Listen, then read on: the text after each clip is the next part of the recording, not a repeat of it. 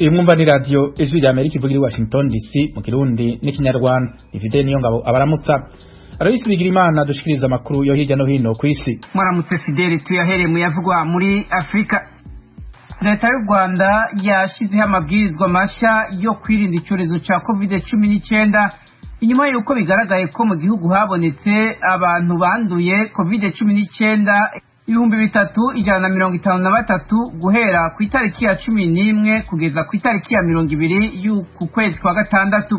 Itangazo ry'inama y'abashikiranganji yarayibaye rivuga ko ingendo zibujijwe guhera isaha 1 z'ijoro kugeza saa 10 zo mu gitondo, mu gihe ibikorwa vyemerewe kubandanya bizoja bihagarikwa isaha 12.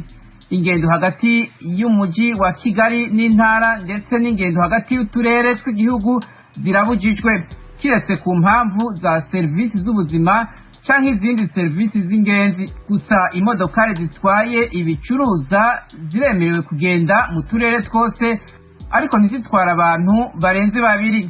Mu zindi mpinduka zabayeho nuko inama zikorwa imbonankubone zizobandanya, gusa ibitigiri by'abazitabira ntibizorenga 30% y'ubushobozi bwo kwakira abantu bwaho bateramira. Abitabiriye inama kandi bazoja basabwa kwerekana ko bipimishije virusi ya corona. Ku bijyanye n'ibikorwa bihuza abantu benshi navyo hari byinshi byahindutse ugereranije n'ingingo zari zihasanzwe.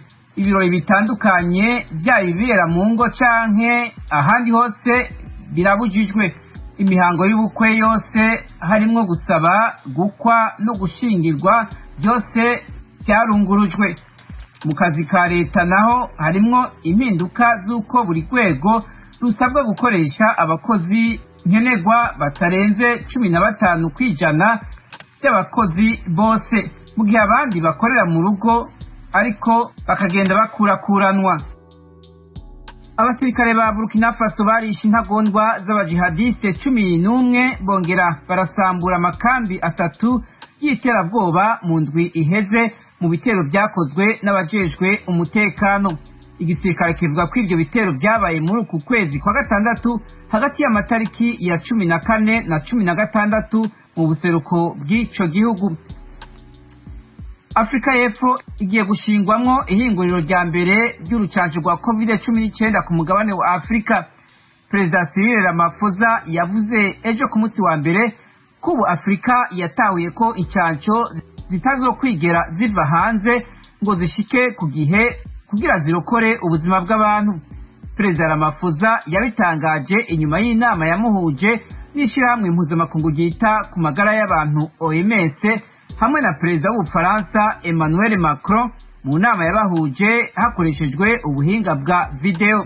Ariko kubera uwo mugambi uzofata igihe, incanco za mbere ngo zizoboneka mu mwaka uza. Washington, Ijwi rya Amerika. Inyuma y'urupfu rw'amasinzi y'abantu yatumye haba impinduka muri politike y'incanco mu Buhindi, ico gihugu cyatangaje ko cacandaze abantu 7,500,000 COVID-19 ejo ku munsi wa mbere wonyene. Yo munsi wa mbere hacandazwe abantu benshi bangana uko. Isekeza ryo gucandaga abantu ku bwinshi rikurikiye impinduka zatangajwe n'umushikiranganje wa mbere Narendra Modi mu ntango z'uku kwezi, aho yavuze ko leta izogura ibice 75 by'incanco no kuzikwirakwiza mu mareta ku buntu. Ibihugu vya Somalia, Republika ya Demokarasi ya Kongo, Afghanistan hamwe na Syria biza ku rutonde rwa mbere aho ubuzima bw'abana bubangamiwe ku isi. Muri raporo ngarukamwaka y'ibihugu bihohotera umwana, ishirahamwe mpuzamakungu ONU ryavuze ejo kuwa mbere ko hafi ibice 60% by'amabi akorerwa abana abera muri ivyo bihugu. Urakoze Aloysi Bigirimana kuri aya makuru yo hirya no hino ku isi.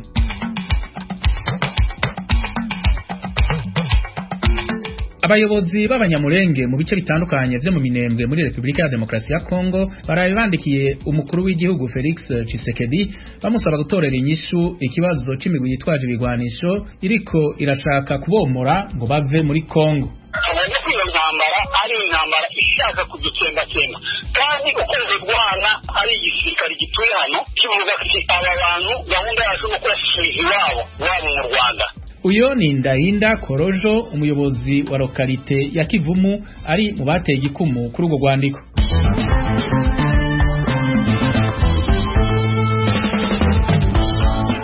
Amakuru yo mu karere k'ibiyaga binini mu Burundi, amashirahamwe 12 arimwo mpuzamakungu aranegura ishirahamwe ry'ubumwe bwa Buraya kuba rishaka kwirengagiza amabi akorwa mu Burundi hamwe no kudahana kubandanya kwibonekeza muri ico gihugu. Amara yandi mashirahamwe ari mu gihugu asanga abavuga ivyo arabansi biterambere n'ubumwe bw'abarundi. Eroje Wirikaneza ari Nairobi muri Kenya niyo nkuru adufitiye. Kuri wa mbere yaje kwakirwa na President Evariste Ndayishimiye userukiye ubumwe bwa Buraya mu Burundi, yavuze ko mu rugendo yahora muri Bruxelles ku cicaro cyo muryango yahakuye inkuru nziza, nayo siyindi nuko ibihano byafatiwe Burundi kuva mu mwaka wa 2016 bishobora kuvanwaho. J'étais venu l'informer en primeur des orientations qui ont été prises dans des groupes de travail internes aux institutions européennes associant naje kumuha amakuru y'umushuhira ko hari ingamba zafashwe n'imigwi itandukanye urikiyemwo ibihugu 27 bigize ubumwe bwa Buraya kubijanye n'u Burundi. Mu mpera z'ukwezi guheze iyo migwi n'umutima umwe yafashe intumbero yo gukora ku buryo hafutwa ingingo yahagarika imfashanyo zahabwa leta y'u Burundi. Ni intambwe ikomeye kandi hambaye mu myumvire y'abashikiranganje y'ibihugu bya Buraya hamwe n'ibisata bitandukanye, bose barakurikiranye ibyabaye mu Burundi. Ubwo rero izi ngingo zifatiye ku mpinduka nziza zashizweho n'umukuru w'igihugu mu vyerekeye intwari ibereye igihugu kigengwa n'amategeko hamwe no kubahiriza agateka ka zina muntu. Des évolutions positives qui ont été initiées par le président de la République en termes de bonne gouvernance et d'état de droit et de droits de l'homme que ces mesures ont été prises. Niko Claude Bochu yabwiye abanyamakuru y'Ibujumbura ahejeje kwakirwa na President Ndayishimiye afise akamwemwe kenshi. Uyu mubonano wahuriranye n'ikete amashirahamwe mpuzamakungu 12 yandikiye umuserukizi mukuru w'umuryango w'ubumwe bwa Buraya n'abashikiranganje y'imigenderanire y'ibihugu bigize iryo shirahamwe. Aya mashirahamwe yakavuga ko ari rushinga n'ukuntu ibihugu bya Buraya bisa n'ibiriko vyirengagiza ihonyango wajya gateka muntu mu bisata bitandukanye hamwe no kudahana kwimakajwe mu gihugu. Rimwe ryose muri ya 12 rifise ico rifatirako kuri izo mpunge Par rapport à la liberté de la presse, nous avons vu une réouverture très limitée. Kubijanye n'itangazamakuru twabonye yugururwa ku rugero ruto cyane rw'ibinyamakuru vy'ubugawe mu 2015. Ijwi rya Amerika na BBC biracugaye kubwa CPJ kandi turarushinga no kubona atamatohoza yigeze aba yizewe kwizimangana ry'umunyamakuru Jean Bigirimana yakorera ikinyamakuru iwacu. Mu byo twatohoje abanyamakuru baraterwa ubwoba bagasugerezwa n'indongozi mu ntwaro hamwe n'abo mugambwe uri ku butegetsi. Uruhare rw'abanyamakuru muri kahise batohoza ku bwicanyi ukurya ibiturire n'ibindi bintu bikomeye bifitiye akamaro abarundi biboneka neza ko ubwo bwisanzure atabwo bagifise kandi ubumwe bwa Buraya ntibushobora kwirengagiza uko kuri. Niko Tom Gibson aserukira CPJ Bruxelles yabwiye ijwi rya Amerika. Louis Mage nawe umuyobozi wa Human Rights Watch muri Afrika yo hagati agaruka ku bindi bituma. Pour Human Rights Watch, il faut d'abord que les assassinats et les abus cessent et que leurs auteurs soit traduit en justice. Les médias Watch ubwicanyi n'ayandi mabi bibwirizwa guhagarara ababikora bagashengezwa mu butungane. Ibinyamakuru byo mu gihugu na mpuzamakungu amashirahamwe yigenga umugwi wawe nutohoza ku Burundi bategerezwa guhabwa uruhusha rwo gukora bidegenza mu gihugu. Niba ataco leta yosa nk'uko izemanga kubera ikabategetsi banse kuva kwizima bagahakana yuko hagira umuntu n'umwe n'uwa kirazira aja gucungera uko agateka kazina muntu kubahirijwe mu Burundi. Niko Mage yaganiriye ijwi rya Amerika avuga ko ino migenderanire hagati y'ubumwe bwa Buraya n'u Burundi. Eveline Butoyi umuvugizi w'umukuru w'igihugu nawe nyene yemeje ko ibiganiro bigeze heza. Ibiganiro hagati ya leta y'u Burundi hamwe n'ishyirahamwe ry'ibihugu by'ubumwe bwa Buraya bigeze heza cyane kuko bariko baja kuri iyo ntumbero yuko nyene ivyo bihano biva mu nzira. Ivyo navyo murazi ko muri politiki bica muri ivyo biganiro bihagaze neza gushika uno munsi. Ariko na Bocu baragwa kagaruka. Il y a une étape nécessaire. Hari intambwe ikenewe yatewe n'iyo migwi ibiri navuze y'i Bruxelles, ariko ivyo ntibihagije. Hategerezwa kuba urwandiko rw'abanyamategeko rukanemezwa. Bizosaba igihe ariko icyangombwa nuko gari ya moshe yamaze kuva mu gituro yarasafutse. niko Boce yongeyeko. Nubwo ibihano by'umwe bwa buraya bitarakurwaho Burundi mu kiringo c'umwaka Evariste Ndayishimiye amaze ari ku butegetsi buramaze kwinjiza ibitego byinshi. Ntibukiri ku rutonde rw'ibihugu bisuzumwa n'akanama ka ONU kajejwe amahoro n'umutekano, kandi akanama k'amahoro n'umutekano k'ubumwe bwa Afurika n'ishirahamwe rya Afurika y'ubuseruko EAC nabo basavye ko ibihano byose vyafatiwe Burundi vyovanwaho. Uburundi bwari bwahariwe ivomo n'amakungu kuva mu 2015 igihe nyakwigendera Pierre Nkurunziza yitoreza ikindi kiringo cateye impari batavuganwa na CNDD-FDD umugambi uri ku butegetsi bemeza n'ubu ko cahonyanze ibwirizwa nshingiro n'amasezerano ya Arusha yabushikanye ku butegetsi mu 2005 inyuma y'imyaka irenga 10 ari umugwi w'inyeshamba ugwanya ubutegetsi bw'ico gihe. ONU yavuze ko injyane z'umwaka wa 2015 zahitanye n'imiburiburi abantu 1200 ibihumbi biburirwa irengero mu gihe inusu y'umuriyoni bari bahungiye mu bihugu by'akarere, ubu hakaba hasigayeyo ababa 300,000. Eloge Urikaneza, Ijwi rya Amerika. Urakoze Eloge. Mu Burundi kandi ubutungane bw'igihugu bwafashe ingingo yo kugabanya igihano cari cakatiwe umwe mu baharanira agateka kazina muntu Germain Rukuki yari yafashwe arapfungwa mu mwaka wa 2018 yagirizwa guhungabanya umutekano w'igihugu. Igihano ciwe cavuye ku myaka 32 kishigwa ku gupfunga umwaka umwe. Inkuru y'idonido na mugenzi wacu Pierre Claver Niyonkuru. Amakuru y'Ijwi rya Amerika ryaronse nuko ingingo yo kugabanya igihano ca Germain Rukuki yagiye habona kuri uyu wa mbere muri sentare nkuru ya Ntahangwa igisata c'iyungururizo. Germain Rukuki yakoreye ishirahamwe rihana agateka kazina muntu akatse Burundi yaramaze imyaka hafi 3 aciriwe gufungwa imyaka 32 ku vyaha byo guhungabanya umutekano w'igihugu no kugarariza ubutegetsi. Ico nico gihano gikomeye cari kimaze guhabwa uharanira agateka kazina muntu kuva Burundi bwikukira. Muri bagenzi we basangira urugamba rwo guharanira agateka kazina muntu nka Maître Dieudonné Bashirayishize atwara urunani Kavibe akamweme Nikose. Bashirayishize yaganiriye n'Ijwi rya Amerika yari mu buhungiro.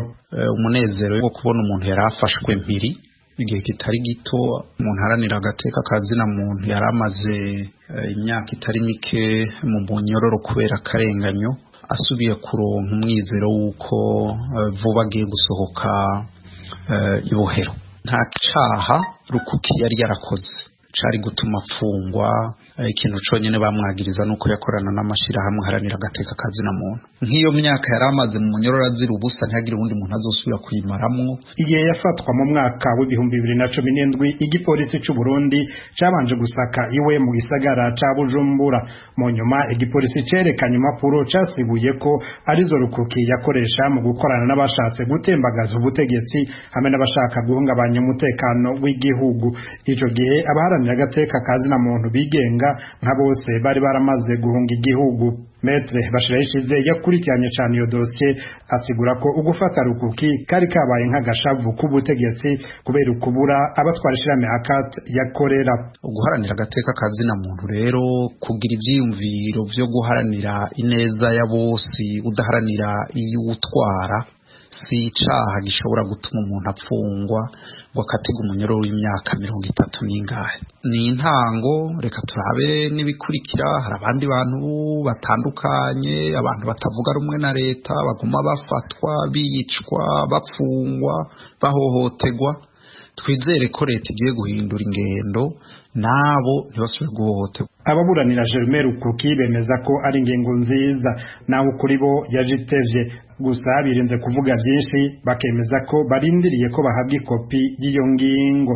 Ico bikoze bavuga ko bari bashimye kwitura sentare na inyuzwa mu gisata ca Gatamburamanza kuko basanze hari amategeko ajanye n'iburanishwa ry'imanza atari yakurikijwe igihe gwaburanishwa muri sentare ya mbere.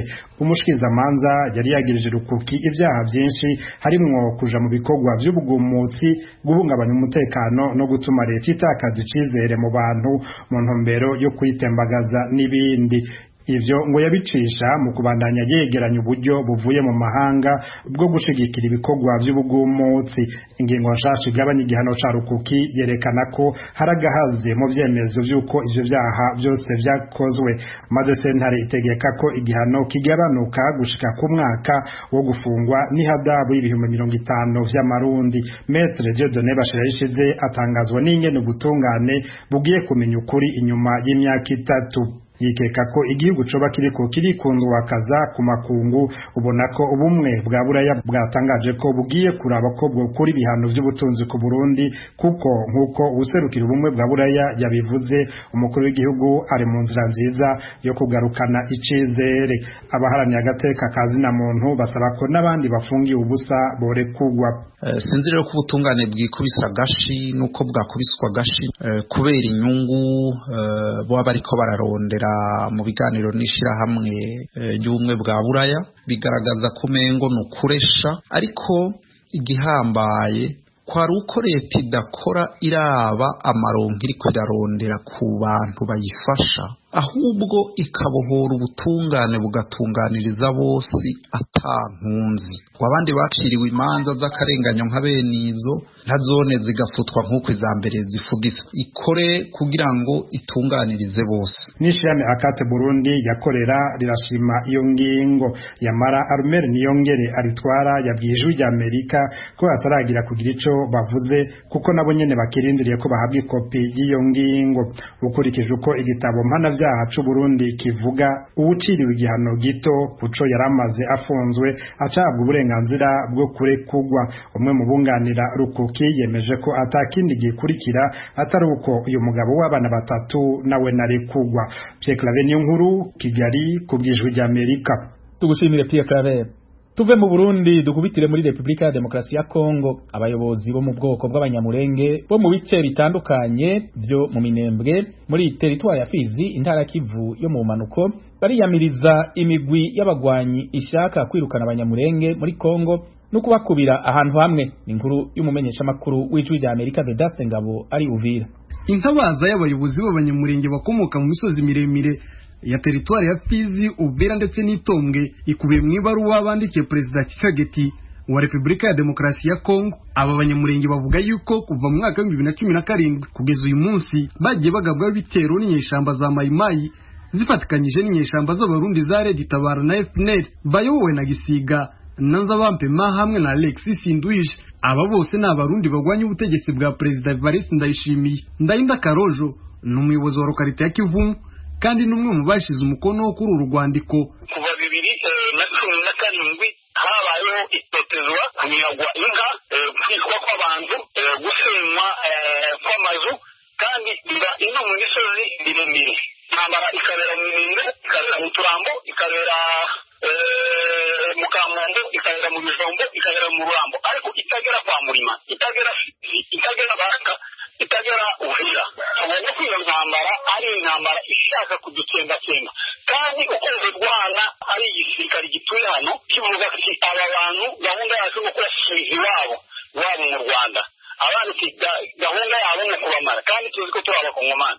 Nicyo gituma twandikiye Perezida nyakubahwa chef de l'Etat, umukuru w'igihugu cyacu, kugira ngo tumumenyeshe ibibazo bihabera hano mu misozi miremire.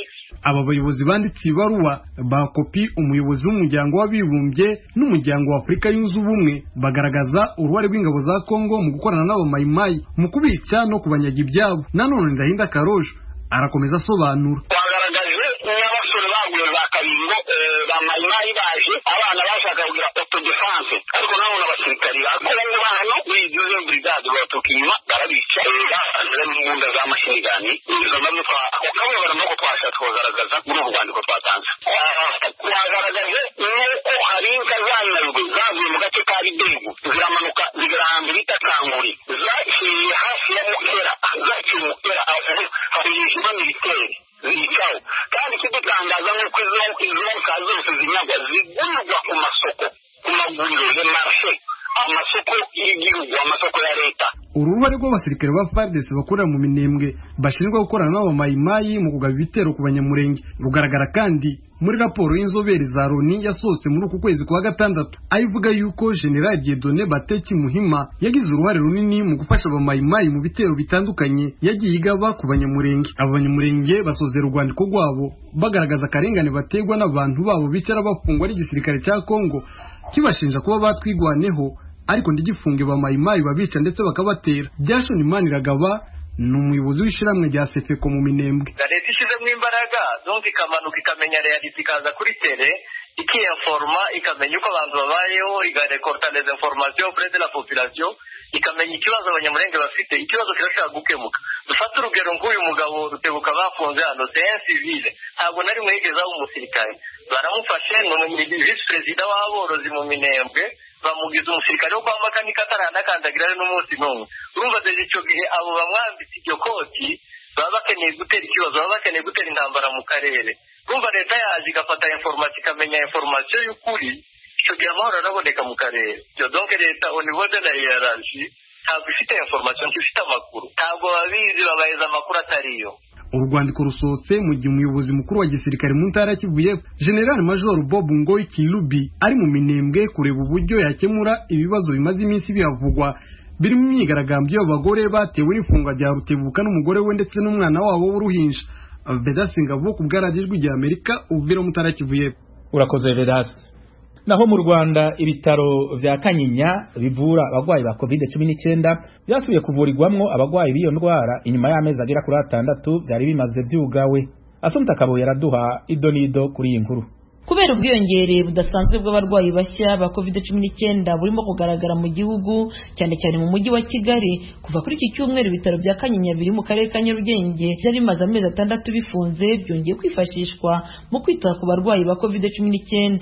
Ibi bitaro bizwi ko ari byo byatangirijwemo igikorwa cyo kuvura COVID-19 byaje gufungwa abarwayi bagabanutse mu gihugu, abari basigaye bashyirwa mu bitaro bya Nyarugenge biri mu karere ka Nyarugenge mu mujyi wa Kigali. Muganga Nkeshimana Menerasi yabwira Ijwi rya Amerika ko ubwiyongere bwa COVID-19 bushobora kuzatuma n'ibindi bitaro biri hirya no hino mu gihugu bizafungurwa nabyo. Ibyo bigo byombi byafunzwe nta barwayi bashyirimo, urebe imibare yongeye kuzamuka, hamwe na hamwe agomba kongera gufungura bitewe n'umurwayi uhari. Abatarembye bashobora kuvurirwa Kanyinya cyangwa se ahandi muri province hagenewe nabwo COVID, kuko ntabwo tuvanga abarwayi ba COVID n'abarwayi basanzwe mu bitaro. Ese usibye Kanyinya yari yarafunze, hari n'ibindi bigo byo mu ntara byari byarafunzwe nibyo bishobora kongera gufungurwa? Cyane rwose.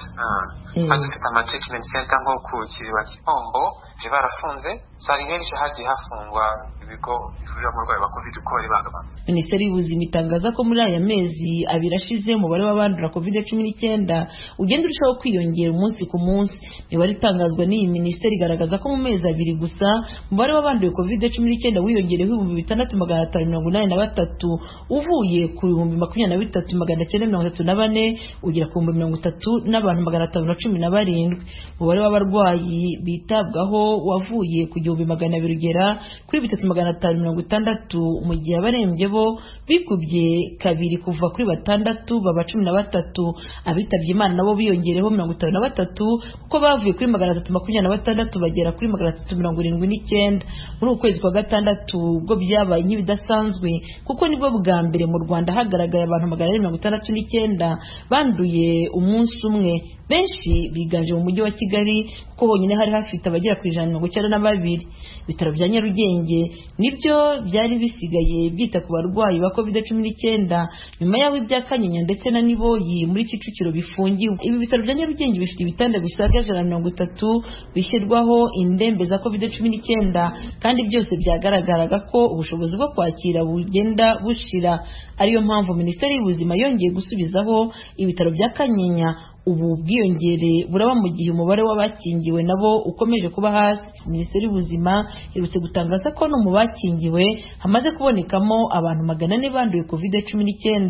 Dr. Nkeshimana, umuganga ukurikirana ubuvuzi bwa COVID mu gihugu, nabyo yabibwijwe rya Amerika. Uzasanga mu bantu bakingiwe bahaye inkingo zombi za COVID-19 niba barakoresha AstraZeneca cyangwa Pfizer, usanga bakingiwe inkingo ebyiri nk'uko ziri recommended. Usanga abarwara bibakeya, abarwara bakagira ibimenyetso byo kuremba bibakeya, abapfa bakaba bakeya cyane. Gukingirwa bituma utagira ibyago byo kurwara ujye kwa muganga cyangwa se ngo ube wahatakariza ubuzima, ariko ntabwo bikubuza guhostinga virusi ngo ube wanayanduza n'abandi. Niyo mpamvu nabo bagomba kubahiriza ingamba kuko barakingiwe yego ariko bafite inshingano zo kurinda abo bana bo, ababyeyi babo, abarimu, abanyeshuri.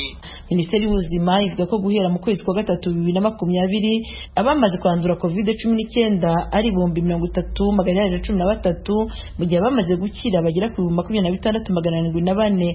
Abakirwaye bo baragera ku 3,727 barimo abasaga 2,900 barwarira mu ngo zabo batarembye, naho bamaze guhitanwa n'iyi ndwara bo baragera kuri 381. Assumpta Kaboyi, Ijwi rya Amerika, i Kigali. Muri Kongo, Perezida Felix Tshisekedi yasubiye kugendera igisagara ca Goma kuva ku munsi wa gatandatu w'indwi turangije aturutse i Bunia mu ntara Ituri, amaze kuva Beni, Butembo, uburaruko bw'intara ya Kivu yo mu buraruko, aho yemeye kuzana amahoro vyanse bikunze. Yasobanuriye abanyagihugu baho icatumye asubiriza abategetsi b'abasivile n'abasirikare. Umumenyesha makuru wacu Ali Asanka Darius ari Goma niyo nkuru dufiti. Bitewe nuko Perezida wa Republika Felix Antoine Tshisekedi yabasezeye kugarukana igisubizo ku kibazo cy'umutekano ubwo yahageze ubwa mbere bikaba byaratinze, abaturage b'Ibeni bo baracyafite icyizere ku mutegetsi w'igihugu, bakaba bizera yuko ibyo yavuze imbere y'abanyamakuru n'abaturage byagira akamaro. Kizito Binhangi ni umwe mu bahagarariye societe civile Ibeni. Kandi dufite icyizere yuko kugera hano kwa Perezida wa Republika biri budufashe kubona amahoro. Nibyo yadusezeje kandi nibyo twifuza. Bashaka yuko umutekano ugaruka, ibyo bya ADF n'ibindi by'inyeshyamba birangire kandi amahoro yongere kugaruka, tubeho nk'abandi. Kakure Sasita ni umudepite watoye Rubero mu majyaruguru y'intara ya Kivu. We aravuga ko bidahagije gusura abaturage, perezida na guverinoma ye bashaka ikindi gisubizo kitari cyo kugurana abategetsi b'abasivili n'abasirikare. Igihe umukuru w'igihugu akoze uruzinduko nk'uko, birasaba ko umutekano ugaruka n'ubwicanyi bukarangira, tukumva yuko ibyo ADF ntibikiriho. Mbere yuko babigereho neza, birasaba ko perezida asimbura abasirikare, abapolisi n'abandi bashinzwe umutekano bari muri Beni babajyane mu zindi ntara hatari Ituri na Kivu ya ruguru, bakazana abandi, kubera ko buri kanya societe civile n'abandi batanga ubuhamya ko hari abaofisiye b'abasirikare bakorana n'inyeshyamba. Ahubwo twashakaga yuko perezida yasigara Ibeni cyangwa Bunya ari gutegeka wenyine ingabo. Muri rusange abaturage bafite ibitekerezo bitandukanye ku byerekeye uruzinduko rwa Felix Tshisekedi ukirigoma kugeza n'ubu. Igihe cy'amatora twagiraga yuko amahoro ari bugaruke hose. Hashize imyaka irenga 20 abantu bari kwicwa, kwibwa no gukubitwa. Kuri njyewe nta kigenda, nta cyahindutse kuva Tshisekedi ari ku butegetsi. Ahora ari kudusezera amahoro ariko ntacyo twari twabona. Ntabwo azi ko imyaka ye iri gushira. Wewe na amahoro gusa, yaza ataza ni kimwe. Turashaka amahoro kugira ngo dukomeze gukora akazi kacu. Perezida ari hano, twamubonye ari kujya Ibeni, Butembo n'ahandi, ahora dusezera yuko amahoro azagaruka. Turarindiriye, hamaze imyaka nyinshi nta mahoro tugira. Dufite icyizere yuko icyo kibazo kiri bukemuke ubwo amaze gukora urwo ruzinduko.